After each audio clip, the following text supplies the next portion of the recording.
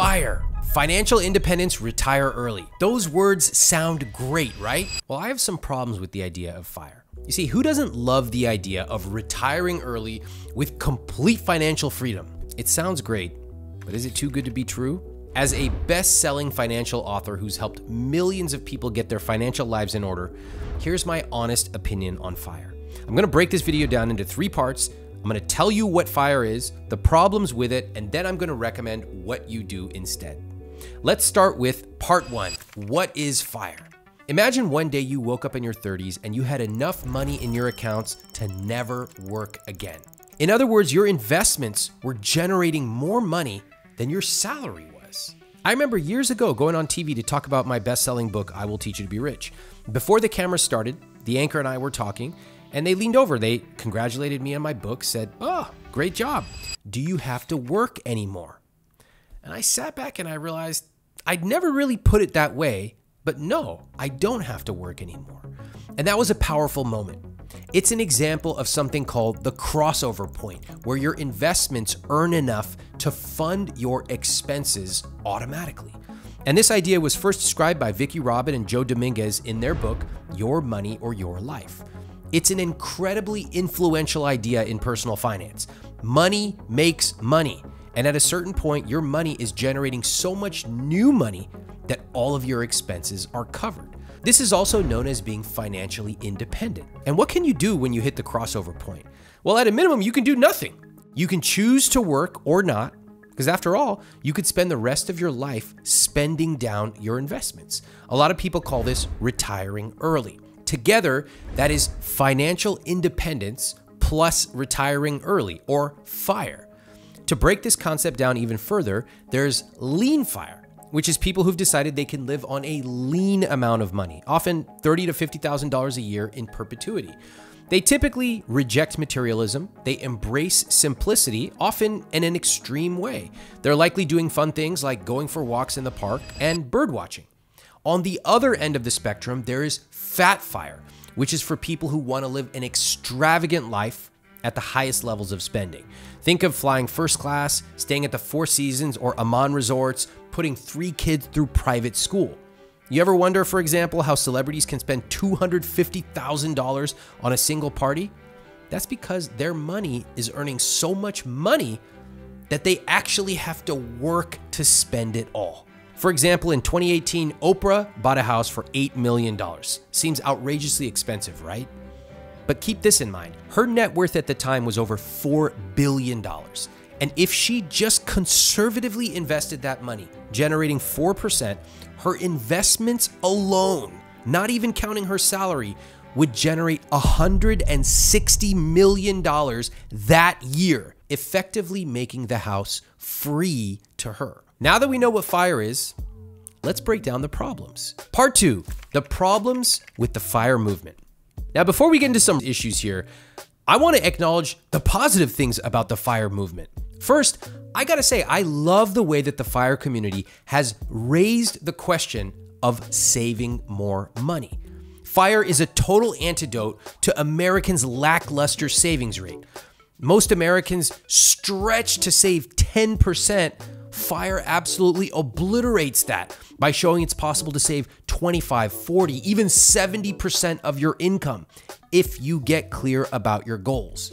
Second, FIRE demonstrates how you can take control of your money and live the life you want. I love that. A lot of people shared that they were initially attracted to FIRE by a blog post which explained how they could retire decades earlier than they thought possible. That's incredibly powerful. And third, some FIRE members have created a really meaningful life for themselves. I want everyone to be able to articulate your unique, rich life and then to use your money to live it. That's what money is for. But there are also some problems with the FIRE movement, and I see it a lot. The first problem I see is that the FIRE movement is often obsessed with a number, and everything revolves around that. A lot of members of the FIRE movement exhibit classic signs of stress, anxiety, even depression, thinking that hitting some mythical number in their spreadsheet will suddenly make them happy. And as we know from the tons of conversations I've had on my podcast, including all the conversations I've had with people over the last 20 years, it won't. The way you feel about money is highly uncorrelated to the amount in your bank account. More importantly, a rich life is not about achieving a number. A rich life is one where you wake up, you enjoy what you're doing, one that is lived intentionally, abundantly, proactively. A rich life is not some destination in a spreadsheet cell. A rich life starts today, even if you have debt. And it's living a rich life today and an even richer life tomorrow.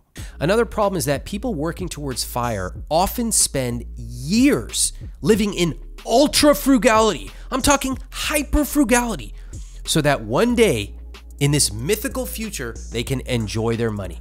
But that's not how people work. I've seen this with guests on my podcast. Mindy and Carl, for example, who are actually quite prominent in the FIRE community, who in their early 50s built an over $4 million fortune. But as members of the FIRE community, they still struggle to spend their money. That's because when you set the goal of accumulating a number, it becomes very difficult to learn how to spend it. In other words, you can't be ultra frugal for years and years and then magically flip a switch and suddenly you are spending money. That's like saying, I want to make friends later when I'm 50. Or that's like a lot of Indian parents who tell their kids, don't date. Okay, you're 26, time to get married. It's like, what? I'm missing an entire skill set here. You end up not learning the skill of spending money. And that is a skill. Something that has to be learned in your 20s, your 30s, your 40s. Of course you should save. Of course you should invest aggressively. I talk about that all the time. But you've also got to exercise that spending muscle now, because if you don't, it deteriorates. And in fact, you create new grooves that simply tell you the only right thing to do with your money is to accumulate it or even hoard it. And the third problem with FIRE is that it's a movement that often valorizes how little you can spend. That becomes toxic. You can see it in FIRE forums where people constantly worry about money, even when millions of dollars in the bank.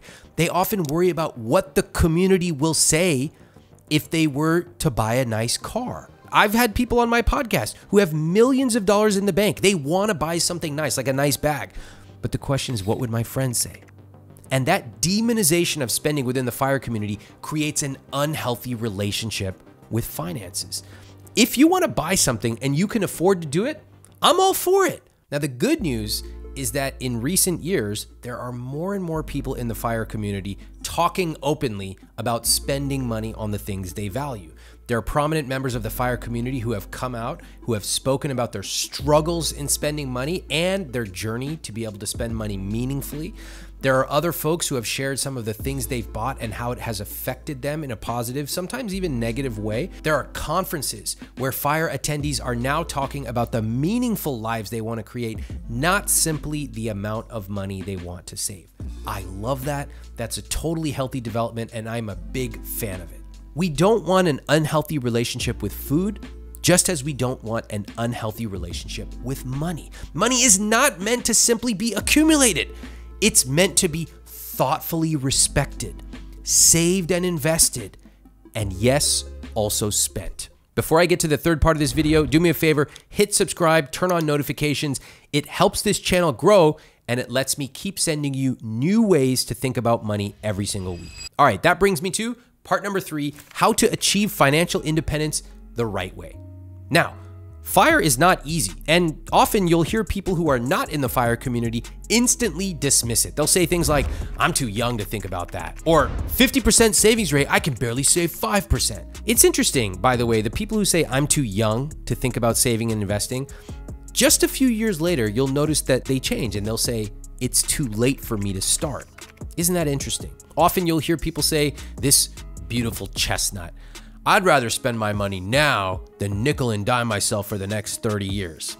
Nobody told you have to nickel and dime yourself, but what about being thoughtful and intentional with your saving and investing? Of course, the real answer is that you can choose whether the crossover point is part of your rich life, and if you want to reach it, you get to choose how to achieve it. So how do you achieve financial independence? Like I mentioned earlier in this video, A lot of people in the FIRE community focus on saving a huge portion of their salary. Forget about 10% or 15%. A lot of them are talking about 40, 50, 70%. Let me give you an example. Let's say your household income is $80,000. Your monthly expenses are $6,000. Theoretically, you could reach your crossover point in 38 years if you follow the usual advice of saving and investing 10%. Or you could reach it a lot faster. Let me show you with some real numbers. Option 1, you could cut your monthly expenses in half. Now, a lot of people are like, "F off, Ramit. You're telling me to cut my monthly expenses in half? Do you know how much it costs?" Yes, I get it. It's expensive. But there are also a lot of examples of people in the lean FIRE community actually doing it. So let's just go through the process. Following this strategy, for example, you could reach your crossover point in just over 12 years. Keep in mind the trade-off here. 12 years is really fast for a crossover point, but you've targeted ongoing spending of $36,000 per year every year. And that's quite low for a lot of people. In fact, according to the US Bureau of Labor Statistics, the average US household spent $72,000 in 2022. Let's take another option. Option 2, you could raise your income. Let's say you follow the advice in my book, I Will Teach You to Be Rich, and on my website to negotiate a 30% raise. If you take all that extra money and you invest it, you'd hit your crossover point in 22 years. Notice that this takes longer than option 1, actually a lot longer. But in this example, you've targeted spending $72,000 per year. That's much more in line with what the average US household spends, and you could probably maintain it a lot easier. Or option 3, you could do a combination of both. If you increase your income by 30% and cut your spending by 30%, you'd hit your crossover point in just 9 years. That is an extremely short time to your crossover point combined with relatively high spending. And that shows the power of targeting both your income and your expenses. Now remember, a lot of people don't think about their earnings and spending in this strategic of a way. And as a result, they do the same thing most other people do. They spend pretty much all they make. They save a tiny amount, whatever's left over. They end up working for decades, and then they find themselves ranting about taxes on Twitter without knowing what the hell they're talking about or what a marginal tax rate is. Do not be that person. Please recognize you have the power to dramatically change the way you approach your working years. You can earn more. Learning how to increase your salary is a skill. You can spend less. The FIRE community has shown us it's possible. Or you can do both.